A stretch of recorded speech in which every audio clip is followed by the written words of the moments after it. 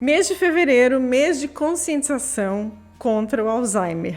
Vamos falar sobre esse assunto, não sai daí, Viva a Saúde de hoje já está no ar.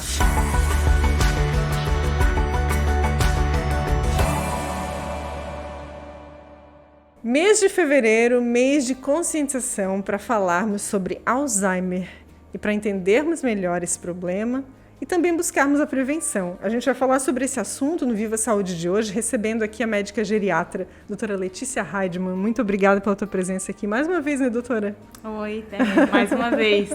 Nós estamos aí Sempre para tentar sanar todas as dúvidas que a gente puder. Tem muitas coisas para falar sobre Alzheimer, doença de Alzheimer, né, demência de Alzheimer, tem vários termos aí que a gente pode aplicar para identificar esse problema que tem sido tão comum na sociedade, né, doutora? A gente percebe que com o envelhecimento, o aumento da expectativa de vida, tem aumentado bastante a incidência dos pacientes, né, das pessoas com uma síndrome demencial, né? Quando a gente fala em doença ou demência de Alzheimer, a gente está falando sobre a mesma coisa, né? O que a gente precisa diferenciar são outras síndromes demenciais. A demência em si, ela é um diagnóstico clínico, né? Então, quando o paciente chega para a gente no consultório com uma queixa de memória e essa queixa cognitiva acaba interferindo na funcionalidade dele, ele deixa de fazer coisas que ele era acostumado a fazer por causa do problema cognitivo que ele está apresentando, a gente vai caracterizar isso como uma síndrome demencial. Depois desse diagnóstico inicial, a gente faz uma investigação para avaliar qual é a causa, né, dessa síndrome em si. E a doença de Alzheimer está entre as principais causas de síndrome demencial. Então, o paciente chega no teu consultório sinalizando o quê, assim, por exemplo? Na maioria das vezes, os principais sintomas, os sintomas iniciais, né, eles estão mais relacionados na doença de Alzheimer a alterações da memória, né? A gente sabe que a cognição não é só a memória, a gente tem outras funções que também são avaliadas, como a linguagem, comportamento, função executiva, que é o ato de eu conseguir pensar e realizar algum tipo de tarefa, né? Por exemplo, cozinhar, né? Mas a memória, ela é uma das principais coisas a serem afetadas na demência de Alzheimer, né? Então, é muito comum as queixas, os sintomas de esquecimento, de esquecer de tomar as medicações. Era uma pessoa que cozinhava, começa a esquecer panela no fogo, começa a esquecer de colocar o tempero, ou coloca tempero mais de uma vez porque não lembrava que já tinha colocado.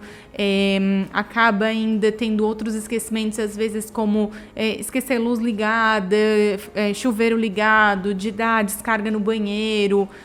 Acaba se tornando muitas vezes muito repetitivo, desorientado, principalmente, né, em questão do tempo. Às vezes não sabe que dia é, que ano é, que mês é. Então são os sintomas que a gente começa a perceber mais inicialmente. Quando começa a acontecer isso com mais frequência, né, também. Não é uma situação pontual, não é, né? uma coisa assim, uma pessoa que esquece uma panela no fogo uma única vez que a gente vai dizer que tem algum tipo de doença, né? Claro que a gente tem que avaliar todo um contexto. A gente sabe que tem outras coisas que podem mimetizar, né, imitar uma doença de Alzheimer. Algumas medicações que podem interferir nisso, algum quadro agudo, né? Então a gente precisa descartar quadros infecciosos, trocas de remédios de prescrição, pós-internação, né? Então algumas coisas nesse sentido que a gente vai precisar avaliar.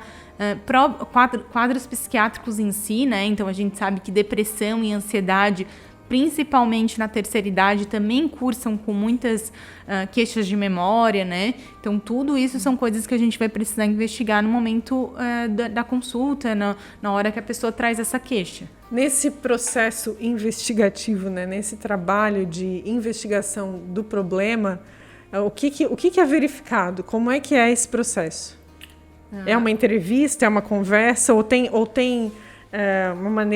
outras maneiras também de fazer o diagnóstico, como exames, por exemplo? A avaliação, ela vai cursar primeiro com uma consulta, né, com uma conversa, e a gente tentando entender quais são as queixas de esquecimento que o paciente ou a família tem, né. Depois disso, tem alguns testes básicos que a gente pode aplicar em consultório mesmo, né, para avaliar o quanto que esse paciente está orientado, como que está essa memória dele, como é que está a linguagem, alguns testes para avaliar um pouquinho a função executiva também, mas são testes que muitas vezes no consultório a gente tem um pouquinho de privação de tempo, né, para conseguir fazer uma avaliação de todos esses outros itens que eu tinha comentado antes, então também avaliação da parte psiquiátrica, avaliação das medicações, né, então a gente acaba, da funcionalidade, então a gente acaba tendo pouco tempo para fazer essa avaliação com os testes de memória em si, né. Mas se faz também. Sim, né? mas aí assim... aí a gente vai ver se esse diagnóstico ele é mais provável ou menos provável, né? Às vezes a gente chega um caso tão claro que só com a história a gente já consegue fazer um diagnóstico, né? Para quem tem experiência em pegar casos assim frequentemente, né? E às vezes chegam casos que a gente também fica em dúvida, né? Será que realmente está afetando a funcionalidade? Será que perder um pouquinho de funcionalidade não é por outra coisa, uma questão motora? E aí precisa ter um critério maior. Aí a gente precisa ter um critério maior. Nesses casos, existem avaliações neuropsicológicas que a gente pode solicitar também. É uma avaliação feita por uma neuropsicóloga, que é uma psicóloga especialista nessa parte cognitiva, em que ela vai fazer diversos testes e aí ela consegue avaliar todas as funções cognitivas, consegue fazer teste de QI, consegue fazer testes também relacionados à parte psiquiátrica, consegue fazer testes de atenção para poder fazer de uma forma bem minuciosa essa questão da avaliação da cognição e ver se isso realmente é uma síndrome demencial, é uma alteração que pode estar relacionada com um transtorno psiquiátrico, se é um comprometimento cognitivo leve, que a gente chama, que é quando o paciente realmente tem perdas cognitivas, mas isso acaba não afetando a funcionalidade. Então, a gente consegue diferenciar melhor esse diagnóstico. Depois disso, a gente vai partir para a investigação etiológica, que a gente diz. Então, a gente firmou um diagnóstico de demência e aí a gente vai investigar qual é a causa dessa demência, né? Nem sempre isso é tão claro, tá? Hoje, em alguns casos, não faz tanta diferença a gente ter essa diferenciação da causa da demência, porque a gente tem pouca medicação disponível no tratamento e a medicação é a mesma para todos os casos. Se aplica a todos os casos. Isso. Então, nessa investigação etiológica, a gente vai fazer alguns exames laboratoriais para diferenciar algumas doenças orgânicas que podem também estar afetando a memória, como, por exemplo, os problemas de tireoide, uma deficiência muito grave de vitamina B12, doenças como sífilis, HIV. Então, a gente vai fazer uma avaliação inicial, né, laboratorial, e vai fazer também pelo menos algum exame de imagem para a gente poder descartar que também não tenha nenhum hematoma, né? Às vezes a pessoa caiu, já tem um mês ou dois e foi comprometeu e ela nem sabe. Isso, se desenvolvendo um sangramento lá dentro do cérebro, né? Muito devagar. Ou um tumor, né? Às vezes a gente pode ver pessoas com alterações de comportamento, por exemplo, que a gente pode desconfiar de uma síndrome demencial e que às vezes tem um tumor em alguma região que influencia no comportamento, ou mesmo que a gente consiga avaliar possíveis AVCs que o paciente possa ter tido, que possa estar influenciando na cognição, alterações microvasculares ou atrofia em regiões que falem mais a favor realmente do diagnóstico de Alzheimer. Qual é a faixa etária onde o Alzheimer se manifesta, assim, em que o Alzheimer se manifesta com mais frequência? A gente tem duas faixas etárias principais. A gente tem o Alzheimer de início precoce, que é o Alzheimer que inicia antes dos 65 anos, que está mais relacionado com alterações genéticas, né? E a gente tem o Alzheimer de início tardio, a gente chama, que são as pessoas que começam a desenvolver sintomas após os 65 anos. A idade é o principal fator de risco para desenvolvimento de síndrome demencial. Então, a gente sabe que a incidência na faixa dos 90 anos é muito maior do que a incidência na faixa dos 70. E ela, né, então ela vai aumentando gradualmente conforme a gente vai envelhecendo mais. Sim. Isso por conta também da questão fisiológica, né? Por conta da questão fisiológica. Quando a gente vai envelhecendo, a gente vai tendo perdas de células, né, de todo o nosso corpo, né? A gente sabe que o nosso rim, ele vai perdendo algumas células, o nosso fígado vai perdendo células, o nosso coração, a gente vai tendo uma atrofia global, assim, de todos os sistemas, né? E isso não é diferente com o nosso sistema nervoso. Então, o nosso cérebro também vai perdendo células e a gente também vai tendo atrofia dos nossos neurônios e do nosso cérebro em si, assim. Acaba né? sendo um processo natural? Acaba sendo de certa forma, né? Acaba sendo um processo natural. E aí vai sendo... o que vai diferenciando, às vezes, uma pessoa de outra é o quanto que ela conseguiu desenvolver esses neurônios dela ao longo da vida, né? Então, vai ter algumas pessoas que não desenvolveram tanto, que tiveram sempre uma rotina muito pobre, que não estimularam tanto a cognição durante sua vida, que quando elas perdem algum tipo de neurônio, elas vão ter... elas não tinham tanta reserva, a gente chama, né? Uma reserva cognitiva tão boa. E vão ter pessoas que estudaram muito sua vida inteira, que estimularam muito a parte cognitiva, que às vezes elas perdem um pouco dos neurônios, mas o que sobrou ainda dá conta de fazer muita coisa. Quando tu fala de rotina pobre, é no sentido de estímulo do cognitivo, né? Isso, rotina Leitura, rotina pobre, eu quero dizer aquela pessoa que acorda de manhã, vai para o seu trabalho, às vezes um trabalho que não estimula tanto a parte cognitiva, né? Volta, come o seu almoço, volta para o trabalho, volta para casa e fica assistindo televisão, né? Então tem gente que tem esse tipo de rotina, né? Não é incomum a gente encontrar isso. Então, isso é o que a gente chama de uma rotina mais pobre, assim, né? Uma pessoa que realmente não tem muitas coisas diferentes na sua vida, não tem aquela coisa de um dia eu faço uma coisa, outro dia eu faço outra, eu tenho que estar ligado. Aquelas quebras de rotina, né? Isso, eu tenho que estar ligado que dia, porque eu faço coisas diferentes, eu estudo, eu faço atividade física, eu faço outros estímulos de aprender coisas novas, eu leio livros, né? Então, isso são coisas que vão influenciar bastante. Então, a gente poderia dizer que esses estímulos cognitivos, eles podem retardar o aparecimento de algum problema ou até mesmo evitar? Sim. Os estímulos cognitivos sozinhos não vão ser tão eficazes nesse sentido. Mas a gente sabe que existem, sim, algumas coisas, alguns itens que a gente pode retardar ou até evitar o aparecimento de algumas doenças, de doenças algumas demências, assim, né? Então, além do estímulo cognitivo, tem coisas que são bem importantes, como evitar sedentarismo, evitar tabagismo, etilismo, alimentação saudável, tratamento de hipoacusia, de deficiência auditiva, né? Então, assim que a gente começa a apresentar algum tipo de deficiência, é importante iniciar um tratamento, às vezes com o uso de algum aparelho, porque aquela pessoa que vai perdendo a audição, ela também vai perdendo muito da interação social, né? Manter a atividade social, né? Isso é importante também. Não se isolar, né? Apesar de a gente estar vivendo aí um tempo, claro, retomando aos poucos, né? Mas a gente está vendo os pacientes que já têm um diagnóstico prévio de Alzheimer tendo uma piora bem importante nesse período. Por conta do isolamento. Além disso, tratamento de depressão e ansiedade são importantes também. E a gente sabe que a escolaridade é um outro ponto que influencia bastante.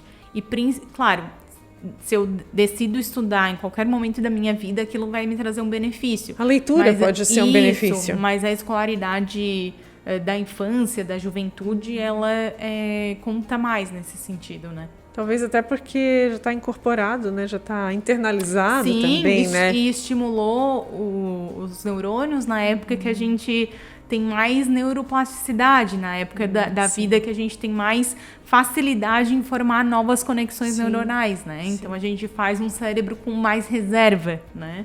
Sim. Importante, né? Falar sobre isso até pelo que se pode fazer, né? Com com quem está em idade escolar, né? É claro que se a gente for falar com alguém que já passou dessa fase, mas e agora não tem volta? Sim. Tem outras maneiras, né? Mas, se possível, estimular desde o início, né? Para ter essa reserva cognitiva.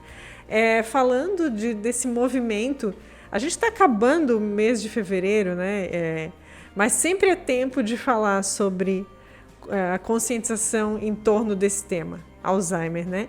A gente ouve cada vez mais falar de casos de pessoas que apresentaram a doença ou num grau mais moderado ou num estágio, né, mais avançado, enfim. Ela impacta a família toda, né?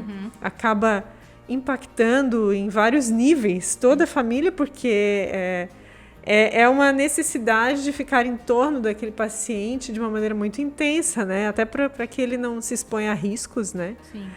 Como que tu vê como médica, assim, a importância dessa mobilização da sociedade pela conscientização? O que é importante esclarecer para as pessoas, elas terem em mente quando a gente fala em Alzheimer? Né? É o relacionamento com o paciente, com o familiar ou o quê? Eu acho que tem vários itens aí que a gente precisa que a sociedade tome um pouco mais de consciência, né? O primeiro é entender que esquecimento não é normal. Então, eu recebo muitos pacientes no consultório que quando eu questiono, a família diz: tá esquecendo, mas é normal da idade. Não, esquecimento não é normal da idade. Então, assim, pode não ser uma síndrome demencial, né? Nem, como eu falei, nem todo esquecimento vai ser uma demência, né? Mas é preciso sim uma avaliação e uma investigação quando a gente detecta isso num familiar, né? O segundo ponto é entender que o paciente está doente quando a gente já tem esse diagnóstico, né? Então, por mais que a gente faça um diagnóstico numa fase inicial da doença, é entender que é um paciente que virou dependente, né? Que por mais que ele ainda consiga fazer suas coisas, ele vai precisar de uma supervisão. Porque ele pode tirar uma cesta, né, na tarde ali e acordar desorientado e querer ir para a rua, né? Então, com risco de ser atropelado, por exemplo, ou de se perder, né? De ligar um fogo para esquentar uma água, fazer um café e esquecer o fogo ligado, né? Colocar fogo na casa. Então, é um paciente que, mesmo que ele ainda mantenha algumas atividades, ele vai precisar de vigilância constante, né? E às vezes a gente vê pacientes que são deixados sozinhos em casa, que moram sozinho, né? Então, é um paciente que vai precisar desse acompanhamento 24 horas, né? O terceiro ponto é toda a família entender, às vezes, que é um adoecimento familiar realmente, né? Então, assim, é difícil a gente colocar em cima de uma única pessoa toda a responsabilidade dos cuidados por aquele terceiro, né? Então, a gente percebe isso com bastante frequência, cuidadores, né, que às vezes podem ser familiares ou não, mas cuidadores sobrecarregados, né, e que acaba impactando, inclusive, no comportamento do paciente, né? Então, é um outro ponto que a gente também... Sim, as necessidades, equilibrar as né? necessidades. Às vezes, fazer um revezamento, que a pessoa que fique lá a maior parte do tempo consiga ter os momentos de lazer dela também, consiga ter seus momentos sozinha, fazendo coisas que gosta, né? Então, acho que isso é uma coisa bem importante também, né? E a última coisa é que, às vezes, eu percebo... os familiares muito, o paciente está teimoso, está fazendo isso de propósito para me provocar. Não, né? Esse paciente, ele está doente, né? E quanto mais angustiado, às vezes, a gente fica com isso e querendo brigar com o paciente, querendo, né? Mais isso vai ficar difícil, a pessoa vai ficar agitada, às vezes fica agressiva, né? Então, vai piorar esse tipo de situação, né? Então, isso é uma coisa que também... Interessante, né? É uma consciência que precisa crescer para que se possa lidar melhor com esse problema, que é um problema, é fato, né? Mas não é um problema só do paciente, né? Exato. É um problema dos familiares e da sociedade, né? Falando do Alzheimer, para a gente entender um pouco melhor, como é que ele se processa? Como é que ele funciona? Assim? Quando que ele se instala e por quê? E quais são os sintomas, quais são as características mais proeminentes assim, da doença? Então, as características principais da doença são as que eu comentei, né? Perda de memória, perda de cognição, isso, enfim. Perda de memória, pode evoluir com alterações de comportamento, alterações de comportamento, doutora, isso. Falando sobre isso, assim, isso está ligado à personalidade daquela pessoa. Se ele era falante, ele vai se tornar mais falante, ele vai querer falar de outras coisas. Esses detalhes, assim, às da vezes doença. Sim, às vezes não, tá? Às vezes tem relação sim com a personalidade, então já era uma pessoa mais difícil, às vezes já era uma pessoa mais teimosa e acaba intensificando aquele tipo de personalidade que o paciente já tinha. Às vezes a gente vai tendo atrofias em alguns outros locais e a gente acaba tendo comportamentos que não eram comuns da pessoa. Então, às vezes pessoas muito sérias que acabam ficando hipersexualizadas, né, por atrofia em regiões relacionadas à parte do freio, assim, né? Que daí dos limites. Isso, acaba perdendo isso, né? E aí acaba ficando hipersexualizado, falando coisas que sem pensar, né? Então tendo alguns acaba às vezes machucando, né? Às vezes fala alguma coisa agredindo que acaba maneira, machucando o outro, assim, né? Mas não tem a menor consciência disso, né? Importante não falar. tem a menor consciência disso, com certeza não. A patologia, a fisiopatologia do Alzheimer, ela é bem complexa, assim, né? Então, a gente vai tendo deficiência de algumas substâncias que a gente tem dentro do cérebro, que a gente chama de neurotransmissores, então, principalmente a acetilcolina. A gente vai tendo depósito, tem algumas proteínas que são quebradas de uma maneira errada e vão sendo depositadas no cérebro. Então, isso tudo vai acabar levando a esses problemas, né? Da perda cognitiva. Esse tipo de alteração, muitas vezes, ela começa anos antes do desenvolvimento dos sintomas, né? Então, quando a gente começa a ter sintomas, a gente já teve muitas alterações cerebrais muitos anos antes disso começar. Quando a gente fala de exposição ao estresse, exposição a questões de muitas pressões, é claro que, né, ninguém consegue fugir desse tipo de situação, né? A gente já falou, inclusive, aqui no Viva Saúde sobre isso, mas a rotina de automedicação, com o uso de antidepressivos, né? de medicamentos que muitas vezes não são usados adequadamente, isso pode agravar um quadro? Pode levar a um quadro de Alzheimer? Pode. Como eu comentei anteriormente, a depressão e a ansiedade são sim fatores de risco para a síndrome demencial, principalmente se iniciadas na terceira idade. Mas claro que toda a carga que a gente traz durante nossa vida também vai impactar no nosso envelhecimento. Então, é importante, assim, a gente ter nossos momentos de lazer, nossos momentos de praticar uma atividade física, de ter um convívio social, de fazer alguma coisa que a gente gosta, de descanso, de sono adequado, né? Tudo isso vai impactar, sim, no nosso envelhecimento ali, né? E no aparecimento ou não, claro, de alguma doença nesse sentido. Então, é possível também trabalhar para prevenir, de alguma maneira, esse problema. Sim, sim. Com todos essa prevenção de todas essas coisas relacionadas ao estresse, a depressão, a ansiedade, a estímulo cognitivo, perda auditiva, né? Tudo isso são coisas que sim, que a gente consegue trabalhar e ajudar na prevenção, né? Ou pelo menos no retardo do aparecimento, né?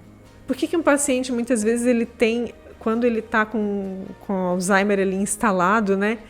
Por que ele tem facilidade em lembrar de coisas do passado e não da memória curta?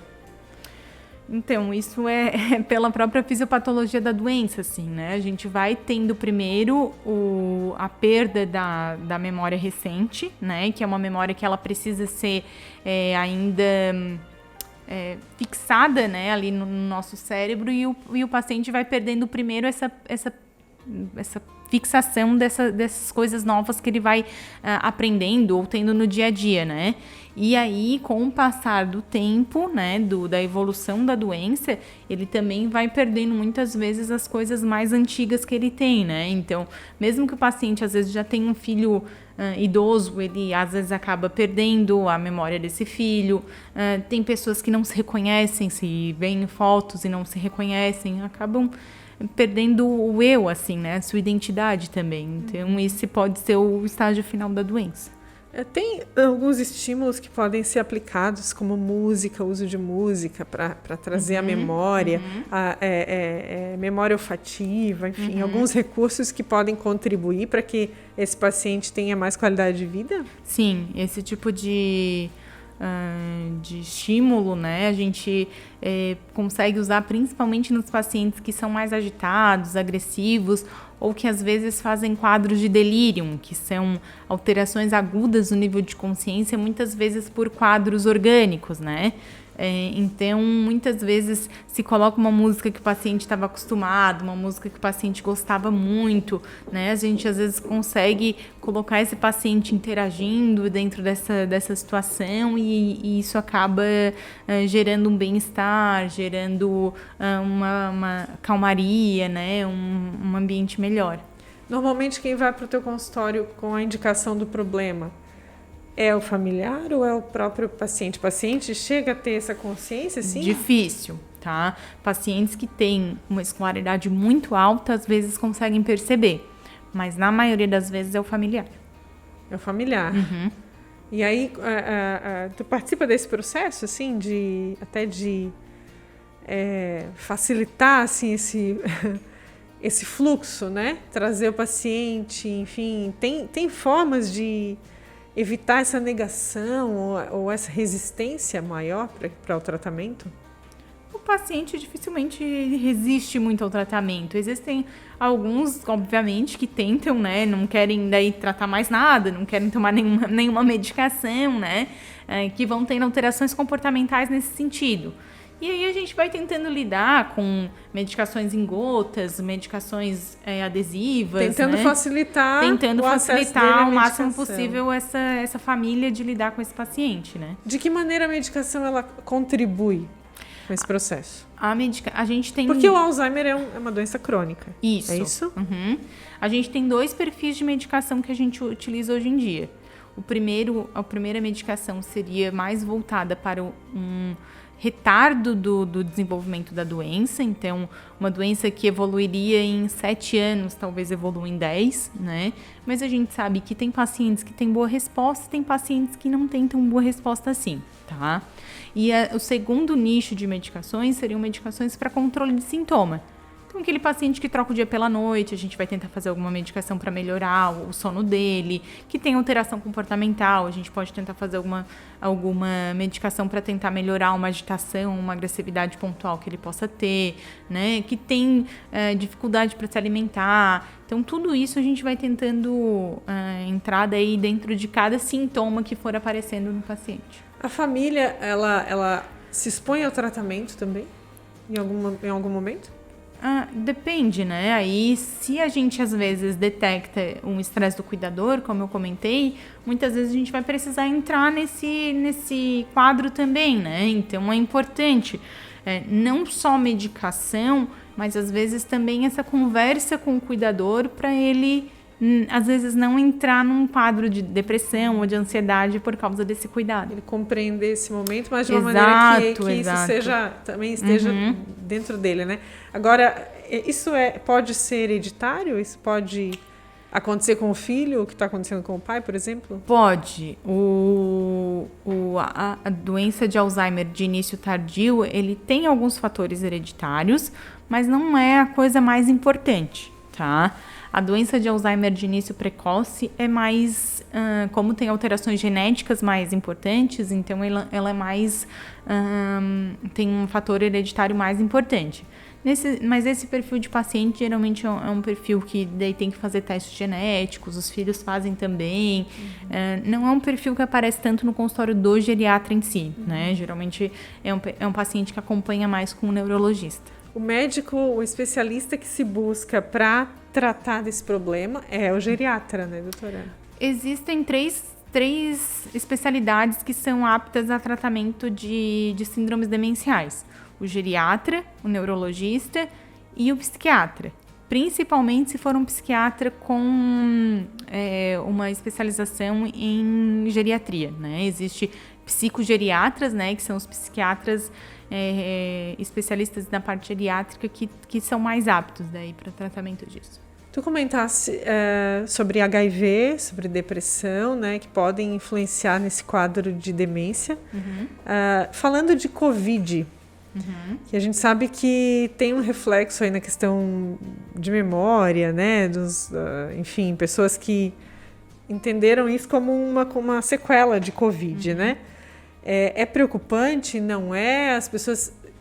Isso é um quadro que tende a perdurar ou ter começo, meio e fim? Isso influencia num possível problema de demência lá na frente? Olha, é difícil a gente ter essa resposta hoje, né? Pode ser que daqui a um tempo influencie? Pode. A gente sabe, por exemplo, que um paciente jovem que ficou, por exemplo, teve uma infecção grave, ficou internado na UTI, entubado, sedado. A gente sabe que isso é um fator de risco, sim, para lá na frente ele desenvolver uma sequela cognitiva, né? Se o Covid vai ser uma coisa que vai influenciar lá na frente, vai ser um fator de risco também, é difícil a gente dizer hoje, porque é uma doença relativamente nova, né? O que a gente sabe é que, sim, o Covid tem um risco maior de desenvolvimento no pós-imediato ali de doenças neuropsiquiátricas, né? Então, tem bastante queixa de memória, bastante queixa relacionada a quadros de depressão e ansiedade, e é importante procurar ajuda médica, principalmente para o tratamento dos quadros psiquiátricos que podem estar perpetuando e piorando o quadro cognitivo em si, né? A memória, ela tende a ir aos pouquinhos retornando, assim, né? Então, o que a gente percebe é principalmente uma lentificação do pensamento, a pessoa fica mais demorada para fazer aquilo que ela costumava fazer, né? Então, a gente tem esse perfil de alteração da memória mais importante, né? É uma coisa que, lentamente, né, aos poucos, ele vai retornando, a tendência é ir retornando, né? Mas é uma coisa que está perdurando. Sempre vale a pena uma avaliação médica para ver se aquilo realmente é uma doença ou se, né, pode estar relacionado com outros momentos, como estresse, né? Coisas nesse sentido que hoje a gente vê com muita frequência, né? E as pessoas muito mais esquecidas, né? Por causa disso também. Sim. Pela grande quantidade de tarefas que a gente acaba agregando num único dia da nossa vida. Eu até ia te falar sobre isso, assim, as pessoas... Porque o estilo de vida hoje, as pessoas foram assimilando, pessoas de um modo geral, a sociedade foi assimilando um estilo de vida que se tornou normal, mas que muitas vezes é massacrante, assim, né? Exposição a níveis de estresse, pressões, multitarefas, né? Acúmulo de funções, enfim, problemas de N naturezas que não existiam, né? Há alguns anos atrás, né? As pessoas tendem a conviver com esses problemas, isso influencia na saúde, na qualidade de vida, sem que elas percebam? Sim. Tu percebe isso? Sim. Isso é um risco? Bem frequente, tá? Eu costumo, às vezes, até atender pacientes mais jovens que me procuram porque já foram em diversos médicos, porque eu me sinto cansado, eu me sinto esquecido, eu já fiz tudo que foi exame e tá tudo normal, né? Então, assim, e aí tu vai perguntar, mas como que é o teu dia a dia? Como que é a tua rotina?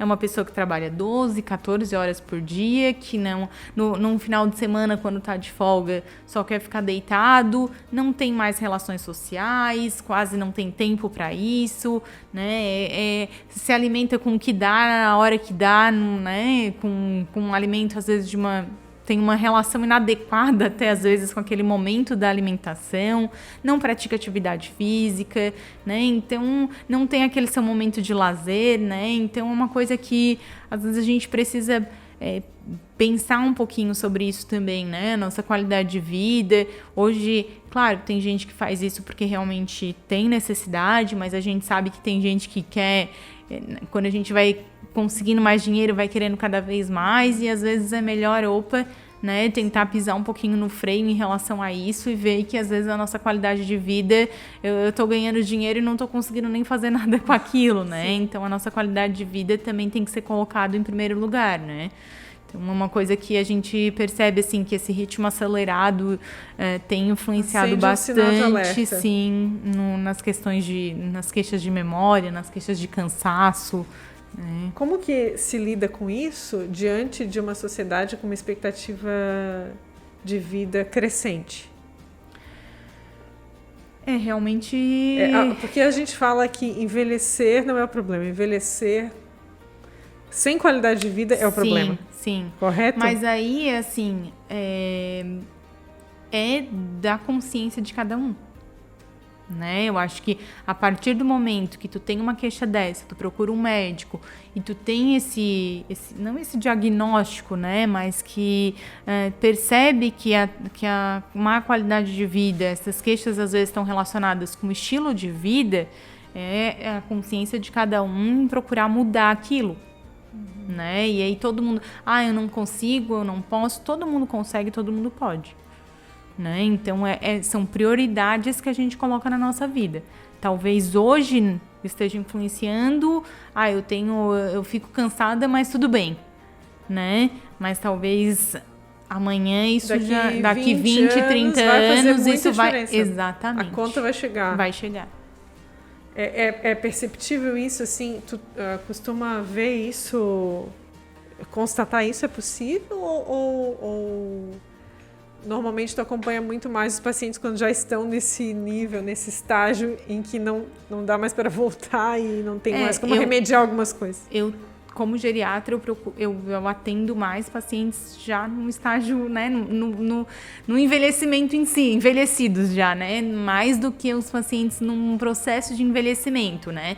Eu acho que ainda é pouco essa consciência das pessoas desse processo, né.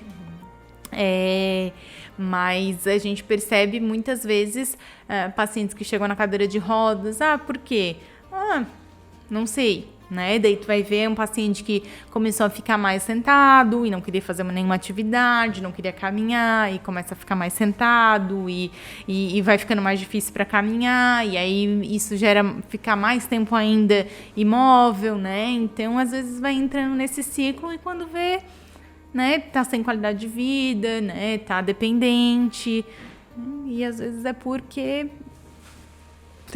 deixou os sinais de alerta passarem desapercebidos, né? A convivência social, quando a gente fala de convivência social, né, em tempos de pandemia, em que um dos principais grupos de risco acaba sendo o idoso, né? Que em alguma parcela se vacinou, outra não se vacinou, né? Então tá aí precisando conviver com as pessoas, difícil a convivência muitas vezes até com seus familiares, né, o seu ciclo mais próximo. Como lidar com isso? As alternativas, o que é que tu sugere? Assim, o que a gente sabe é que a convivência social é uma das principais coisas relacionadas à longevidade, tá? Tem estudos já mostrando que os pacientes mais longevos, que viveram mais tempo e com melhor qualidade de vida, eram aqueles que tinham um convívio social e que tinham uma pessoa que elas podiam contar caso acontecesse alguma coisa, tá? Dito isso, minha opinião, tá? Minha, assim, né? Claro que cada um vai levar a sua vida do jeito que preferir, né? Eu acho que a gente precisa pesar o risco-benefício, tá? O que eu vejo, às vezes, idosos que gostariam de estar convivendo e a família tá podando, né? Então, assim, por mais que a gente saiba que existe o risco, a gente também tem formas de se proteger. Eu posso me encontrar contigo usando máscara, a gente fica aqui, conversa uma meia hora, né, vai embora. Eu vejo famílias, por exemplo, que tem dois irmãos só, né? E aí um irmão tem 95, o outro tem 90 anos e não deixam mais se encontrar por causa dos riscos da pandemia. Daqui a pouco um falece e ficou 2 anos sem se ver, né? E às vezes a gente vê pacientes falecendo por outras causas e ficou esse tempo todo sem ter nenhum tipo de convívio, né? Sendo que às vezes gostaria. Claro que eu acho que isso tem que ser questionado para o paciente também, né? Então, tem gente que tem medo. Eu tenho medo, então eu não quero. Ok, é sua escolha, né? Agora, principalmente quando é podado pela família, eu sinto um pouquinho mais eu acho que tem que ter um pouquinho mais de peso desse risco-benefício. Porque o idoso, ele acaba ficando sujeito muito, né, condicionado ao que a família diz que ele tem que fazer. É claro que a gente entende, né, que é por segurança, muitas vezes por cautela, por prevenção, né? Mas é uma coisa que a gente também precisa pensar, que o idoso... Claro, um idoso que tem uma síndrome demencial, como a gente está conversando aqui, ele é um idoso que perdeu sua autonomia, né? Mas um idoso ele perdeu a autonomia, né, doutora? Ele não por tem exemplo, mais capacidade de definir o que é certo e o que não é. Se ele tem um nível de comprometimento da doença, tá? Do Alzheimer, né? E ele pode transitar pelo bairro, né? Isso é permitido, é possível, não traz risco ou traz? O que eu digo geralmente é que tem alguém acompanhando, ou se for um bairro que tenha uma rede de vizinhos, às vezes, que conhece, que sabe, tem uma vendinha ali, tem um barzinho ali, que todo mundo se conhece, aí tudo bem, tranquilo, né? Vai ali no bar, que é ali na esquina, o dono do bar conhece, às vezes já avisa, Importante, né? então, ter esse monitoramento. Sim, precisa ainda de um monitoramento. Porque pode se perder, né? Pode passar alguém de carro, entrar dentro de um carro, né? Às vezes é um conhecido. Vamos ali, entra ali, depois não sabe mais voltar, né? A gente não sabe, né? O que pode acontecer hoje em dia. Então, um monitoramento é importante, sim. Tá? Mesmo que ache que está num ambiente seguro, né? Sim. Acho que é importante, a gente estar caminhando para o finalzinho dessa conversa. É uma conversa rica em informações para quem está em casa, que muitas vezes está lidando com esse problema ou que acha que não era o problema, mas que se atentou para isso a partir da nossa conversa, né? Lembrar daqueles pontos ali de conscientização, né? Lembrar que a família também está no processo, lembrar que o paciente está doente, ele não está no seu estado normal, né? Então, esse mês de conscientização, ele não fica só em fevereiro, né? Ele não permanece em fevereiro, ele não é de fevereiro. Tem que ser o ano todo. Ele é o ano todo, né? E cada vez mais com a necessidade aí de enfrentamento dessa doença que é cada vez mais comum, né? Isso. Acho isso bem importante mesmo, né? Acho que a gente precisa estar atento aos sinais, né? Estar atento ao nosso familiar, né? Que né, esses sinais de esquecimentos, de perda de funcionalidade em decorrência disso, e lembrar que esquecimento é sempre uma questão que a gente precisa estar avaliando. Precisa ser observado, né? Isso. Doutora, muito obrigada pela tua presença aqui mais uma vez, sempre de portas abertas aqui para a gente conversar sobre as questões, né, do envelhecimento, né? Muito importante falar sobre isso, porque realmente a expectativa de vida crescendo e essa parcela da população aí cada vez com mais voz, né? E mais presença na sociedade. Isso é muito positivo, né? Com muito certeza. obrigada Acho pela isso tua bem presença importante. aqui. Eu que agradeço. E muito obrigada pelo convite e por poder estar aqui falando um pouco mais sobre isso. A gente agradece também a sua audiência, você que esteve com a gente até aqui. Lembre-se de seguir os perfis da Unimed Tubarão para acessar este e outros conteúdos e também compartilhar lá nas suas redes sociais. E até a próxima edição do Viva Saúde.